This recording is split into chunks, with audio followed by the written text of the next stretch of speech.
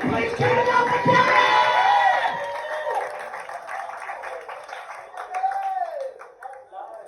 Hello, how are we, West End? Yeah, good, excellent.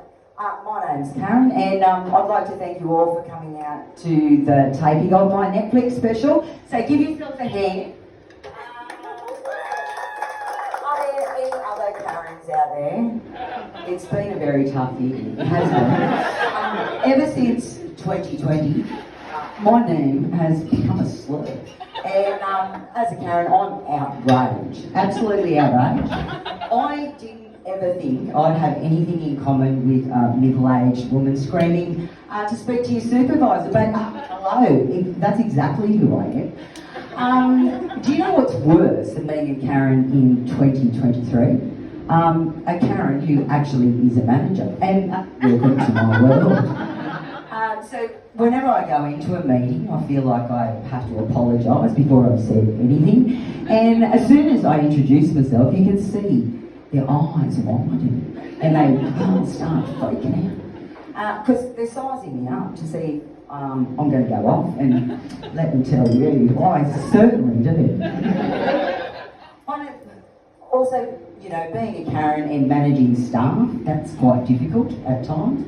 I mean, just last week, one of my colleagues decided to use the microwave in the communal kitchen to heat up their fish. I looked and I thought, what the fuck, dude? Like, has nobody taught you anything about kitchen etiquette? But obviously, I can't say that. So I have to count to 3, breathe very deeply, and just calmly remind myself that there are such oxygen thieves out there amongst us, and I do not need to stand there and smell their stinky ass fish. So off I go, I just Karen my way along.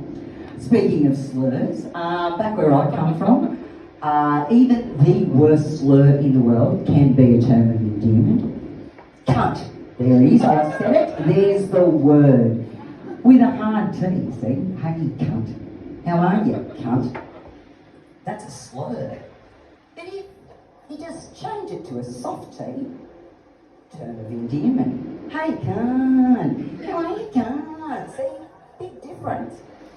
Anyway, recently I have been diagnosed with ADHD. Surprise! Who knew that a little pill would make such a difference? It's like someone's flicked the focus switch on in my brain. The downside of that is that I get very focused. So focused I forget things, that's why I have a lanyard. I also forget to eat and sleep. Just last week I was hyper-focused on cleaning my apartment. I didn't know it was 3 o'clock in the morning until the neighbour knocked on the door and asked me very politely to stop vacuuming. I'm like, whatever. At least my floors are spotless and I look like a responsible adult. You know, and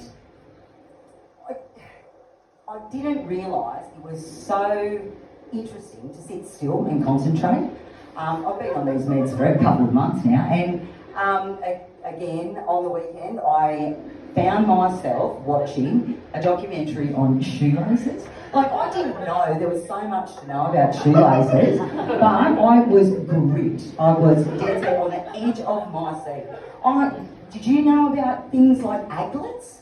Well, I do now. Like, I'm an absolute bloody professional. I'm an expert, which is great, because, you know, I like to know more than other people, because I'm Karen. I'm also single.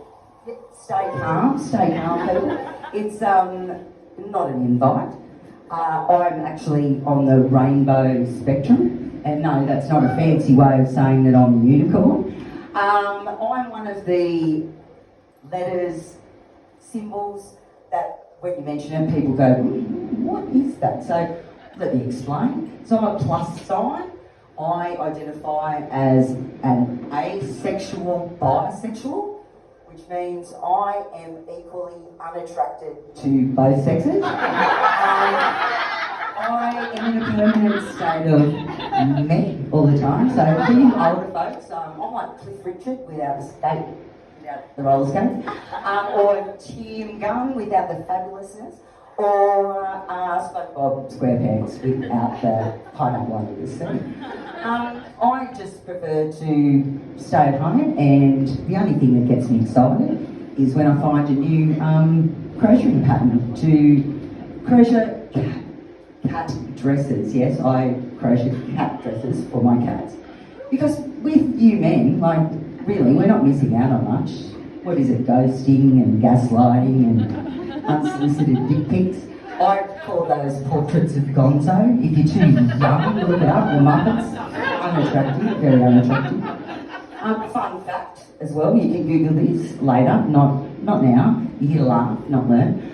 Now, I want to make sure I get this right, that single women live longer than married women, and married men live longer than single men. Like, what sort of biological mind fuckery is that? Like, women are actually sacrificing years of their life for their male partner. Like, is that worth it? I've been divorced twice, so I'm clawing back the years. So next time you see a single woman out there, don't feel sorry for her. She's extending her life expectancy. And for those married men out there, you're on borrowed time.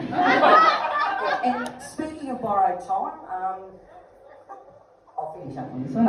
In 2020, there were only 4 Karens born in the entire UK. And in 2021, only 1. Now, that's a brave decision. Brave, indeed. But that poor kid, they're going to get, don't be a Karen for the rest of their lives. May as well have just christened her cunt and be done with it.